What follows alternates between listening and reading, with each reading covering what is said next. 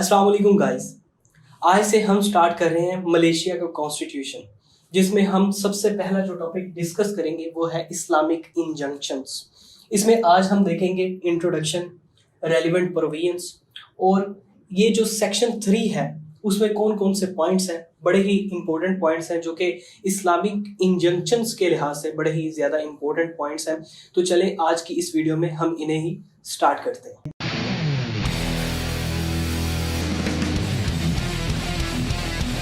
सबसे पहले हम बात करते हैं इसके इंट्रोडक्शन की।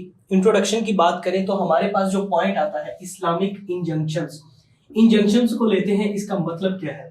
ये एक कमांड है टू डू समथिंग या फिर टू रिफ्रेन,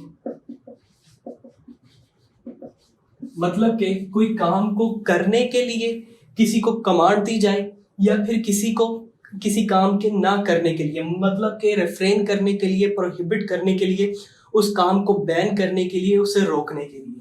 लेकिन जब इसके साथ इस्लामिक इंजंक्शंस लग जाता है तो कमांड ये होती है कि जो कुरान और सुन्ना ने कहा है सिर्फ वही कमांड है कि वो टू डू करना है, और जो इस्लाम और मतलब कुरान और जो सुन्ना में नहीं है या शरिया में नहीं है उससे प्रोहिबिट करना है, उसे बैन करना है, वो काम नहीं करना। तो फिर to refrain from that thing, तो इसे हम कहते हैं इस्लामिक इंजंक्शंस। ये जो इस्लामिक इंजंक्शंस हैं ये मुसलमानों की जिंदगी में बहुत ज्यादा फैक्टर्स ऐड करती हैं। जैसे कि अगर बात करें बिजनेस ट्रांजैक्शंस की तो इस्लाम में कुछ चीज़ें हराम हैं, कुछ हलाल हैं, तो इस तरह से भी ये बहुत इंपॉर्टेंट है। अगर बात करें एजुकेशनल सिस्टम की तो कुछ एजुकेशन जो आजकल वेस्टर्न में दी जा रही है वो इस्लाम में नहीं है, जिस तरह से वहाँ पढ़ाया जा रहा है, तो ये भी कुछ लिहाज से बैन है और कुछ लिहाज से हुक्म है कि ये करना है। इस तरह अगर क्रिमिनल लॉ को देखा जाए तो क्रिमिनल लॉ में भी ये दोनों सिरों से देखा जाता है, और अगर फैमिली सिस्टम को देखा जाए तो फिर भी ये दोनों तरह से देखा जाता है कि कुछ चीज़ें करनी है, कुछ चीज़ें नहीं करनी। जैसे कि इस्लाम में जो प्रेशर है वो यूनिटी पे है कि आप अपनी फैमिली के साथ रहें। ये आगे भी हम एक पॉइंट में इसे डिटेल से देखेंगे, तो यहाँ तक बस ये बात आपने याद रखनी है कि इस्लामिक इंजंक्शंस मुसलमानों की जिंदगी में बड़ा ही अहम किरदार अदा करता है। जो मलेशिया का कॉन्स्टिट्यूशन है उसमें जो आर्टिकल 3 है उसमें कहा जाता है कि जो इस्लाम है, Islam as the religion of federation. इसका क्या मतलब हुआ? इसका ये मतलब हुआ कि जो मलेशिया है उसमें जो इस्लाम है वो ऑफिशियल रिलीजन है वहां पे। इसका मतलब ये भी नहीं कि वहां पर दूसरे जो रिलीजन हैं वो बैन है या फिर उन पे पाबंदी है, ऐसा बिल्कुल नहीं। दूसरे रिलीजन्स को भी पूरी तरह से राइट्स दिए गए हैं, लेकिन जो रिलीजन ऑफिशियल है, जैसे पाकिस्तान की बात की जाए तो पाकिस्तान में भी दूसरे रिलीजन्स पाए जाते हैं लेकिन वो मिनॉरिटी हैं, और ऑफिशियल कौन सा है?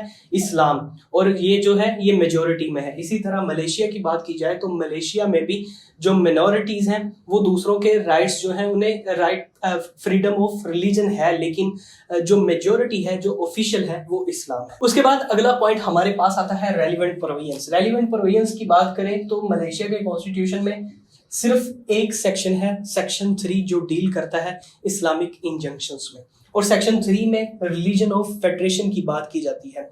उसमें कुछ पॉइंट्स हम डिस्कस करते हैं। सबसे पहले वो बात करता है Islam as religion of federation.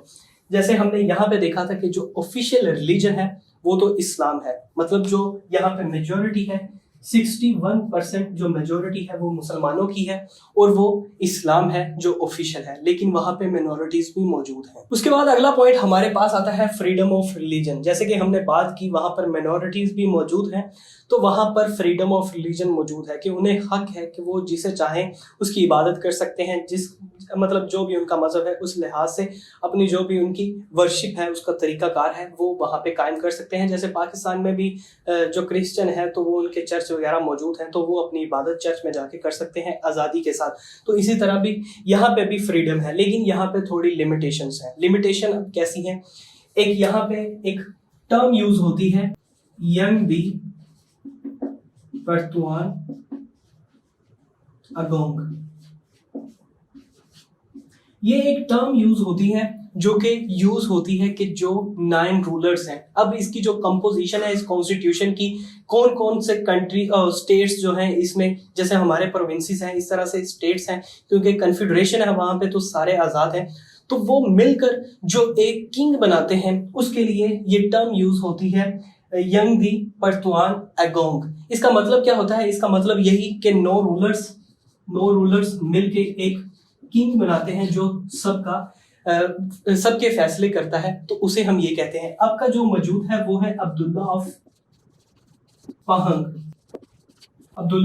पहंग। अब का जो रीसेंट जो 2019 में इलेक्ट हुआ था, जो इनकी तरफ से सिलेक्ट हुआ था, वो है अब्दुल्ला ऑफ पहंग। और इसकी जो टाइम ड्यूरेशन है वो है 5 साल, जैसे कि पाकिस्तान में है, इसी तरह मलेशिया में भी इतने साल है। तो अब यहाँ पर लिमिटेशन क्या है? लिमिटेशन ये है कि ये जो किंग बना है, इसका पूरा कंट्रोल है प्रीचिंग ऑफ इस्लाम, मतलब जो इस्लाम की तबलीग करना है या मुसलमानों का जो बिलीफ है उस पर इसका पूरा कंट्रोल है।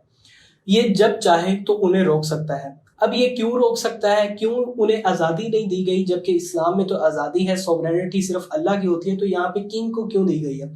तो इनका मानना ये है कि जो एक्सट्रीमिस्ट हो जाते हैं, यानी कि कुरान और सुन्ना से एक्सट्रीम लेवल की मोहब्बत वो शुरू कर देते हैं, तो फिर उनको प्रिवेंट करने के लिए, डेविएंट बिहेवियर को प्रिवेंट करने के लिए वो क्या करते हैं, उस पर कंट्रोल जो होता है वो किंग का दे देते हैं। क्योंकि उनका मानना ये है कि अगर सोसाइटी को बैलेंस में रखना है तो हर जो बंदा है उसे लिमिट में रखना पड़ेगा। ये नहीं कोई एक्सट्रीमिस्ट हो जाए फिर वो डेविएंट बिहेवियर करे तो फिर वो आउट ऑफ कंट्रोल हो जाए। तो इस तरह से इनका कुछ मानना है, जो कि पाकिस्तान में तो ऐसा कुछ नहीं है, लेकिन वहां पे कॉन्स्टिट्यूशन में ये मौजूद है और वहां पे जो किंग है उसके पास ये पावर भी मौजूद है। उसके बाद अगला पॉइंट हमारे पास आता है, वो है role of Islam in social and personal life of Muslims. इस्लाम का क्या रोल है सोशल और पर्सनल लाइफ में?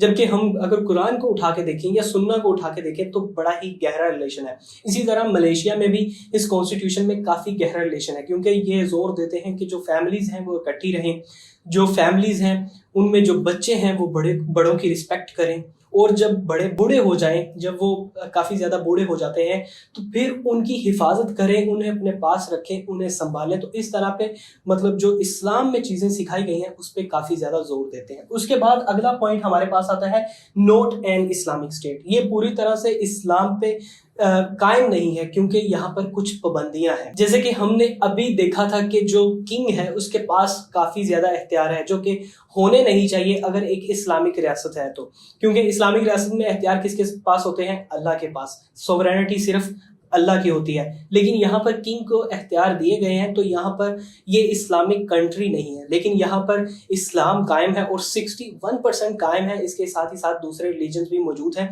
और उन्हें भी मुकम्मल फ्रीडम दी गई है। और लास्ट पे हमारे पास जो पॉइंट आता है वो है application of Islamic laws. Islamic laws की यहाँ पर एप्लीकेशन है, तो जी हाँ, यहाँ पर मलेशिया में इसकी एप्लीकेशन है। और कहाँ तक है? जहाँ तक जो इस्लामिक ज्यूरिसडिक्शन है, जो कोर्ट्स की ज्यूरिसडिक्शन है वो फैली हुई है।